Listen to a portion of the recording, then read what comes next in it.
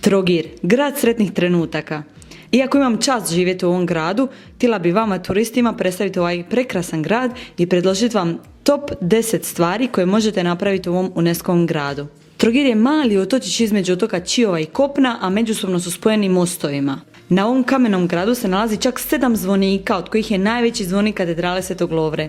Možete se popeti na njegov vrh, sa kojeg puca pogled na sve strane svijeta.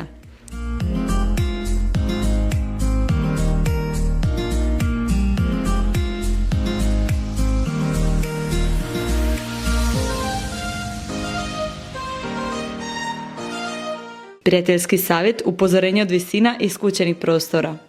Kairos je najmlađi Zeusov sin i bog sretnih trenutaka. Po tome je Trogir vjerojatno i dobio nadimak.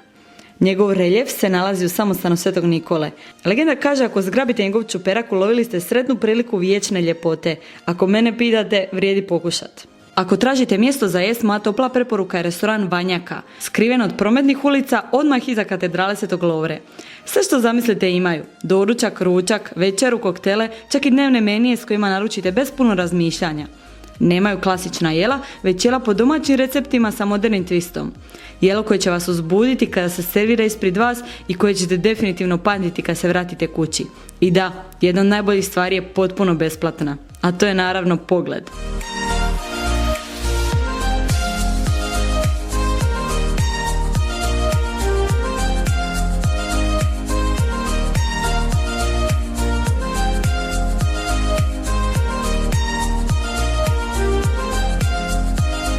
Prijateljski savjet, naručite ribu. Vanjaka je jedan od rijetkih restorana koji nabavlja domaću ribu iz Jadranskog mora.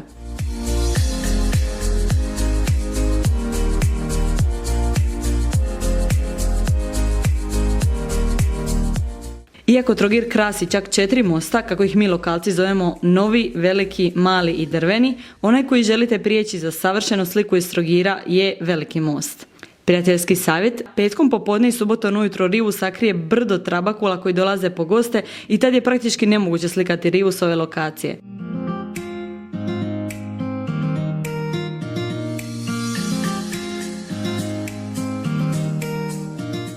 Na kraju same rive se nalazi veličanstvena tvrđava Camerlengo.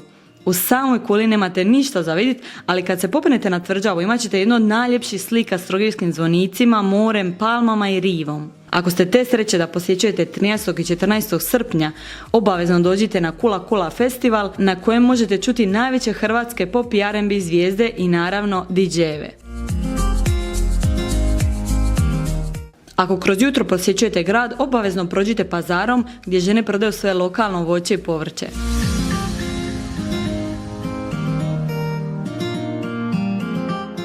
Ako imate slatki zub kao i ja, počastite se u jednoj od najstarijih sladoledarnica u gradu, Giovanni. Osvježite se sa više od 40 originalnih okusa sladoleda, a za zaljubljenike u torte tu je i slastičarnica Giovanni sa finim, bogatim, kremastim kolačima i tortama. Moji favoriti su mini tortice od pistaća i Ferrero Rochera. Prijateljski savjet, probajte tradicionalni trogirski suhi kolač rafiol, ručno rađen i punjen bajamama.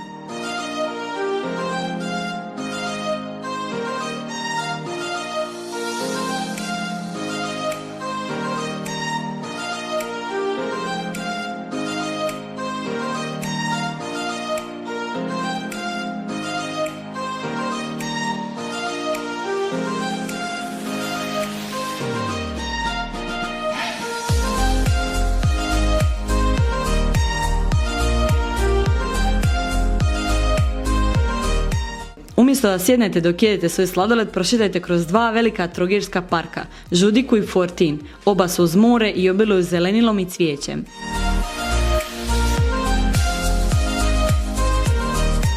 Ako želite napraviti dnevni izlet iz Trogira, preporučam vam Providenza Charter i Travel. Svaki dan rade brodske izlete u Plavu Špilju i na Hvar. Osim tura, sa Providencom možete istražiti otoke, skrivene uvale, iskušavanje vina, najam brodova i mnoge druge stvari. Osobno bih vam preporučila turu 5 otoka, na kojem vidite najljepše što naša obala nudi.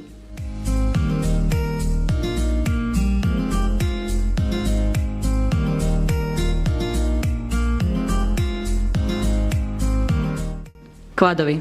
Za sve avanturiste to je dvosatna tura sa kvadovima po otoku Čiovu. Vozi se sve do krajnjeg dijela otoka na kojem se nalazi zabačena crkvica na vrhu Litice, a za kraj višnja na vrh Šlaga, sam vrh otoka sa kojeg puca pogled na Split te otoke Brač i Šoltu. Ovo je pravo adrenalinsko iskustvo koje će vam postati jedna od najmilijih uspomena svog putovanja. Prijateljski savjet, ponesite maramo za lice jer stvari brzo postanu prašnjave.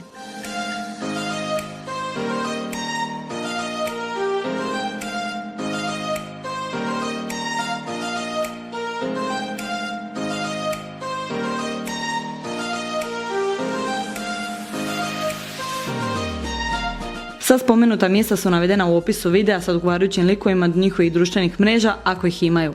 Pišite mi u komentarima koje su vam najdraže stvari u Trogiru. Ljubim!